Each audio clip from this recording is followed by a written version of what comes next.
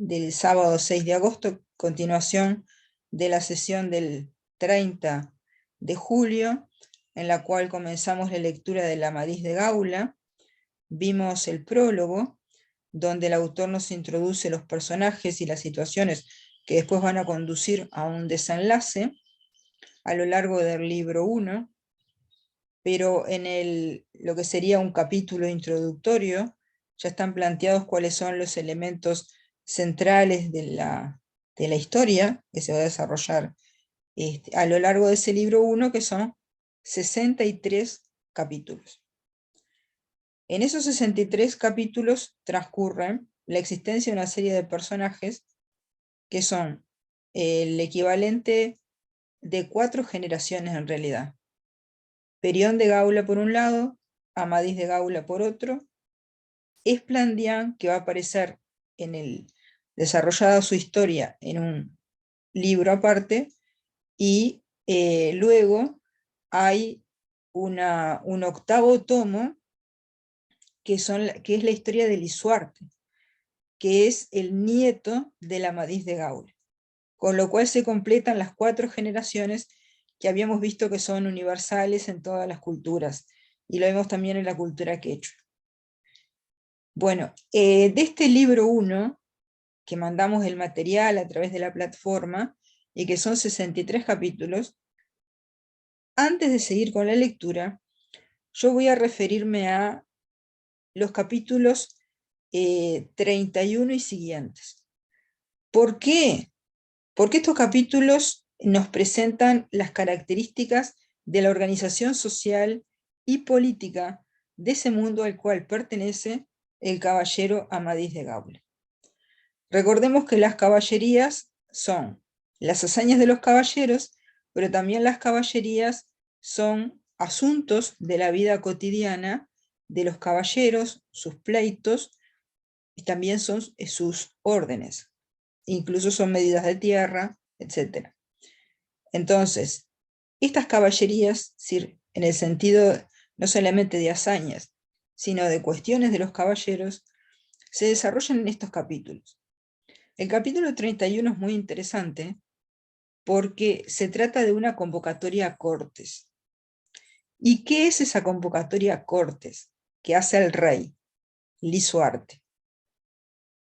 Es una convocatoria a todos los caballeros más destacados de su reino, y se puede pensar que en general también de la cristiandad, a las cercanías de la ciudad de Londres, donde acampan. Por otro lado, celebran fiestas, celebran torneos, organizan banquetes, y también se reúnen para discutir distintos temas que hacen a cómo tiene que ser la relación de los caballeros con el rey. Y es muy interesante porque no solamente los caballeros toman la palabra, sino que también lo toman la palabra las damas, y las damas van a plantear lo que es una reivindicación fundamental, que consiste en definir cómo tiene que ser la relación entre un caballero y una dama. Entonces son muy interesantes estos capítulos porque nos ilustran las características de esa sociedad que llamamos feudal, y que consiste en la relación de unos caballeros con otros a través de vínculos de vasallaje, y a su vez de todos esos caballeros con el rey, pero no solamente los caballeros, sino las damas, como se encarga de aclarar el autor del capítulo. Aquí tenemos otra portada. En esta portada es interesante porque aparece el nieto del Amadís de Gaula.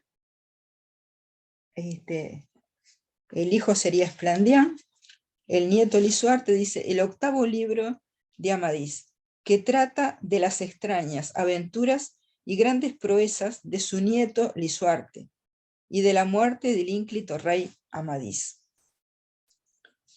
Bueno, veamos entonces el capítulo 31, la página 442, cómo se organizan estas cortes, que son el antecedente de las cortes en el sentido de parlamento, pero estas son unas cortes muy, digamos, rudimentarias todavía. Así que simplemente es la convocatoria que hace el rey de los nobles en una época que decíamos es todavía anterior a, o es contemporánea de la llegada de los pueblos germánicos, está dominada por la cultura celtorromana, la convocatoria que hace el rey a los nobles para discutir temas de caballerías. Y esos temas de caballerías entonces son cómo tendría que ser la relación entre los nobles y cómo tendría que ser la relación de los nobles con el rey.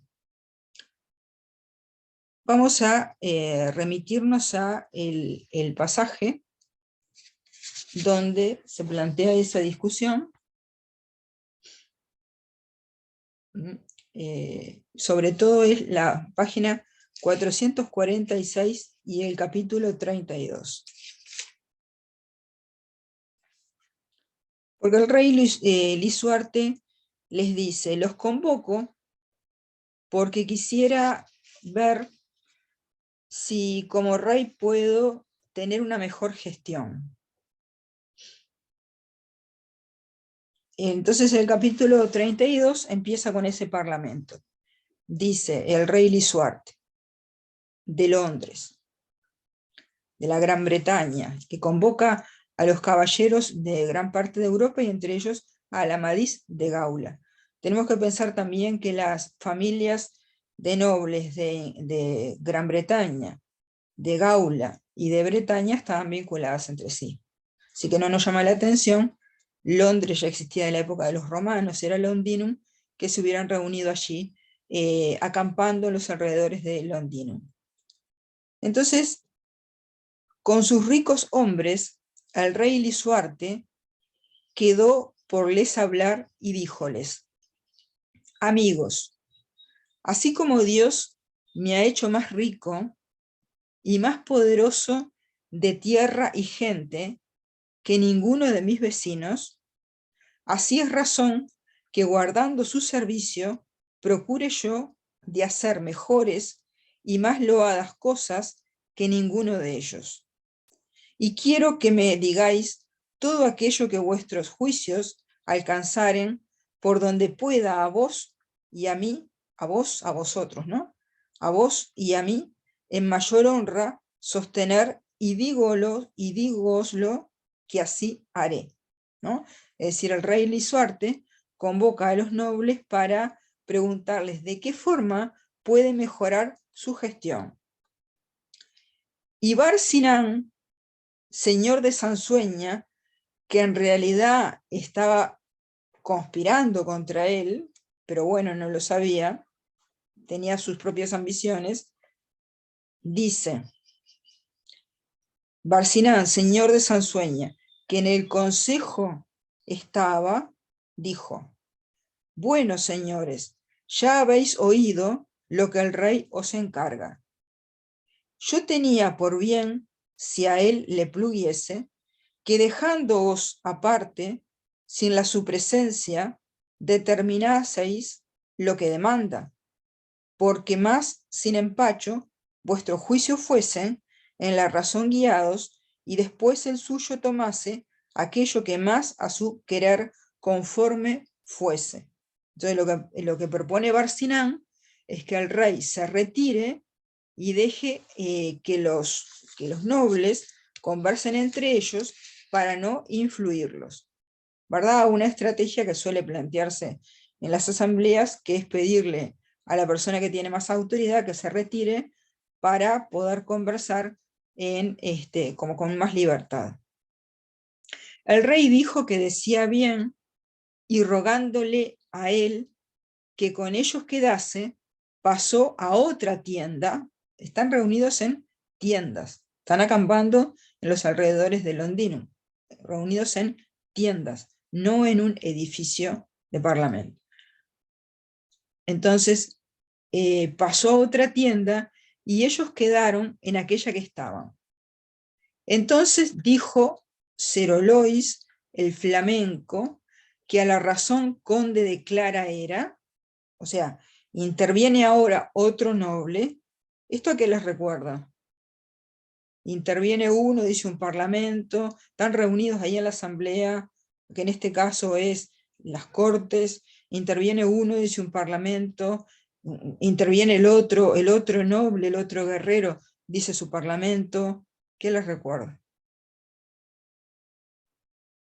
¿Alguna escena de la literatura más antigua que recuerde un poco esto? ¿Escenas de la literatura más antigua? Sí, porque también se encuentra en literatura más antigua esto. Se reúnen los nobles, ¿verdad? La clase dirigente, los Entre, guerreros. Sí, Ah, entre, los caballeros. Ah, perdón. sí, ¿qué puede ser? A ver, cualquiera de los dos. No se peleen. en la Ilíada, La por Ilíada, ejemplo, la sí, Ilíada, la muy Ilíada. antiguo, sí. La Ilíada interviene Aquiles, ¿no? Después interviene Agamenón, discuten entre ellos, medio que a veces se pelean. ¿Y otro texto podría ser? Ahí en el medio, entre la Ilíada y el Amadís de Gaula. Y los caballeros del rey Arturo, la mesa redonda, la parte, pero no. Claro, cualquier novela que corresponda al ciclo arturiano, Sí, que es el claro. siglo anterior al amadiciano. Entonces estamos viendo que de la misma manera que la escena de cacería que veíamos en el capítulo introductorio no sería tan diferente de la que podríamos ver en la Ilíada, o entre los asirios, o en otras civilizaciones, de la misma manera esto un poco nos recuerda a la Ilíada. Son una sociedad de guerreros, en este caso de caballeros. Acá está mucho más extendido el uso del caballo, no en la Grecia antigua, pero sí acá, en la Edad Media, pero que en definitiva tienen pautas de conducta, una ética noble, guerrera, ¿verdad? Ahora, la persona que quería aprender esa cultura, si era un griego, leía la Ilíada, ¿no? Y si era una persona del Renacimiento o de la Edad Media, leía las novelas del ciclo arturiano, del ciclo amadiciano, leía el Amadís de Gaula. No se iba a encontrar cosas muy diferentes de la Ilíada, y eso incluso es a propósito, porque se quería imitar lo antiguo, para que tuviera más legitimidad de lo que se estaba haciendo, y era su manera de aprender, bueno, cómo salir de cacería, cómo se saludan dos caballeros, cómo se participa en una asamblea, que en este caso se llama Cortes. Sí. ¿Qué ibas a Es decir, una Esther? forma, es una forma que se conserva a lo largo de los tiempos, sí. Es una forma que se conserva a lo largo del tiempo, No sé. y estos libros son prácticamente manuales, y nosotros nos vamos enterando cómo se relacionaban ellos, de manera hasta muy didáctica. Bueno, entonces este señor, Cerolois el Flamenco, conde de Clara, va a discutir el punto de vista del otro caballero. Dice: señores, en esto que el rey nos mandó que le aconsejemos, conocido y manifiesto está lo que más cumple para que su grandeza y honra guardada y ensalzada sea. En esta guisa, o sea, de esta manera, los hombres en este mundo no pueden ser poderosos sino por haber grandes gentes o grandes tesoros.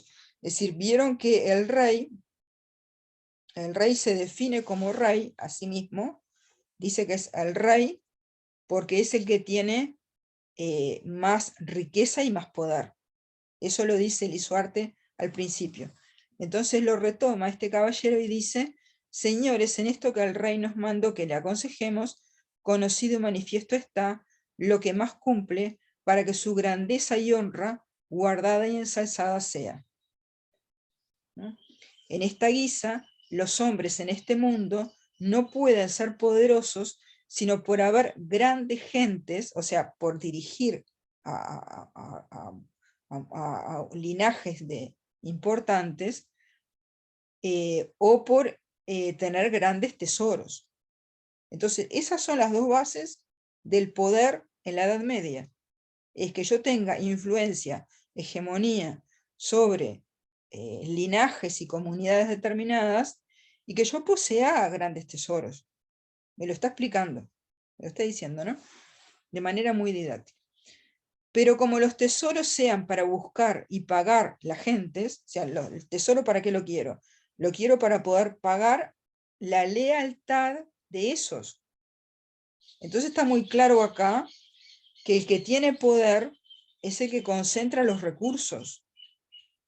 ¿Cuál es la base del poder político? Concentrar un determinado tipo de recursos. Ser capaz de distribuir o de gestionar en beneficio de esas gentes un determinado tipo de recurso.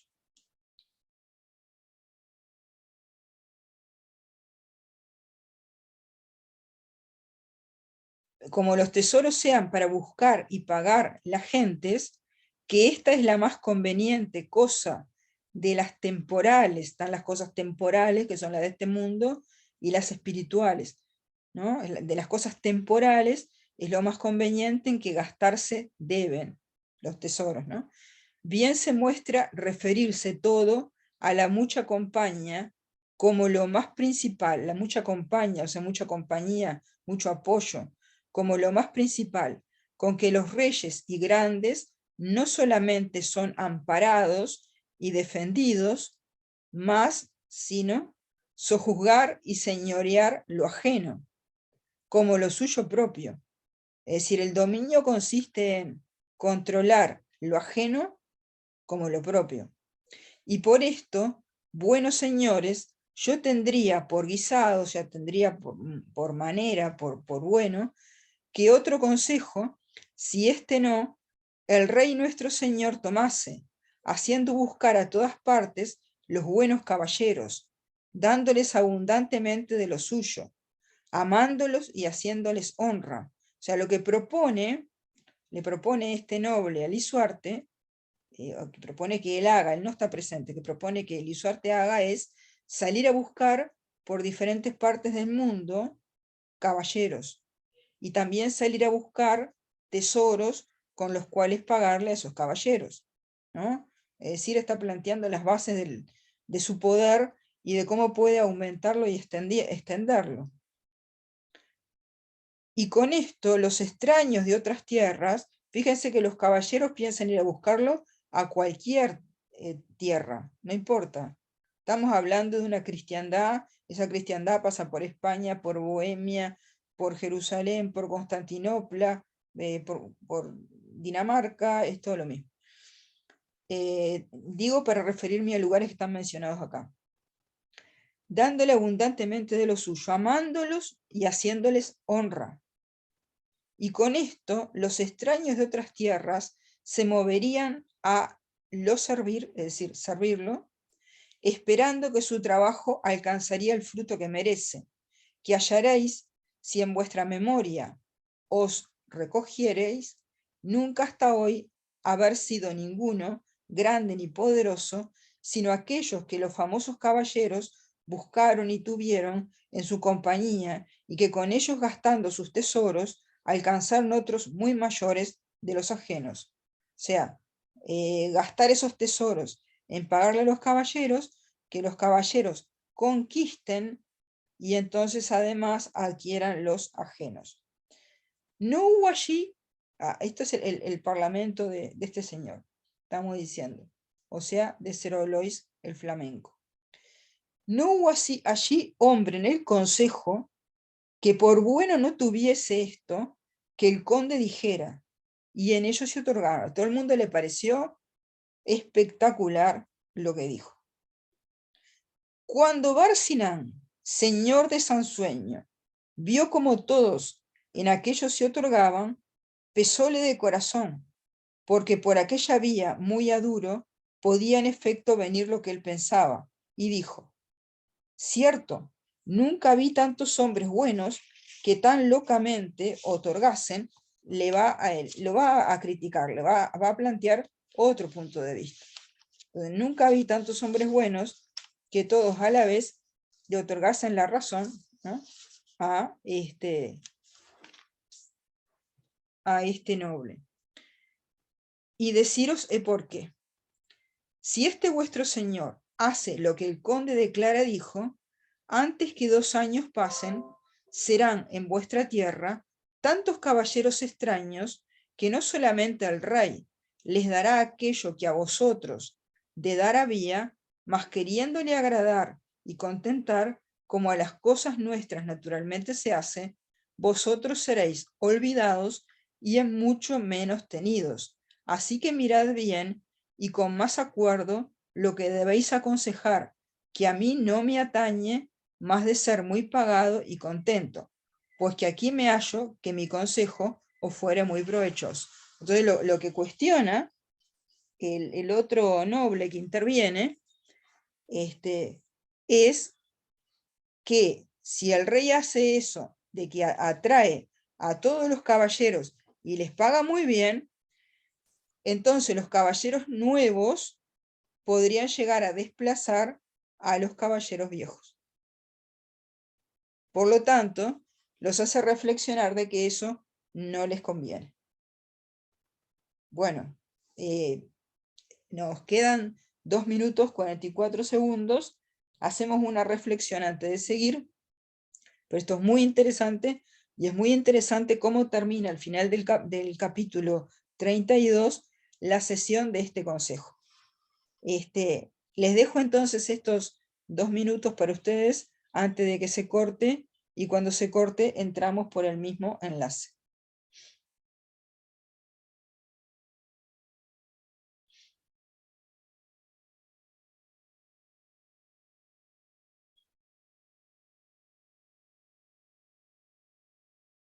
A ver, Luis, ¿qué te pareció? Bueno, esas relaciones con Ilíada son interesantes, como decía, la forma que se conserva a lo largo de los tiempos, la forma literaria, pero que viene también de la realidad de la historia. ¿Sí? Eso me acuerda la convocación de las Cortes, el hecho de que, el facto de que en el mundo hispánico fueran convocadas las Cortes de León, ¿sí? En 1188. Sí. También hay una relación muy interesante, porque parece que en el campo de la literatura y de las novelas, ese imaginario como que va a conversar con la historia y también está como que generando posibilidades de acción. Y la preocupación con los Barcinán, por ejemplo, que el señor de Sansueña, preocupado con que los nuevos caballeros pudiesen quedarse como los grandes también son. Ese mundo de la reivindicación del honor, sí, también llama mucho la atención, y la asunción de la responsabilidad para el gobierno, que es el gobierno de no solo de la caza, pero de toda la comunidad, ¿sí? Propio de la cristiandad medieval. Nos queda menos de 1 minuto.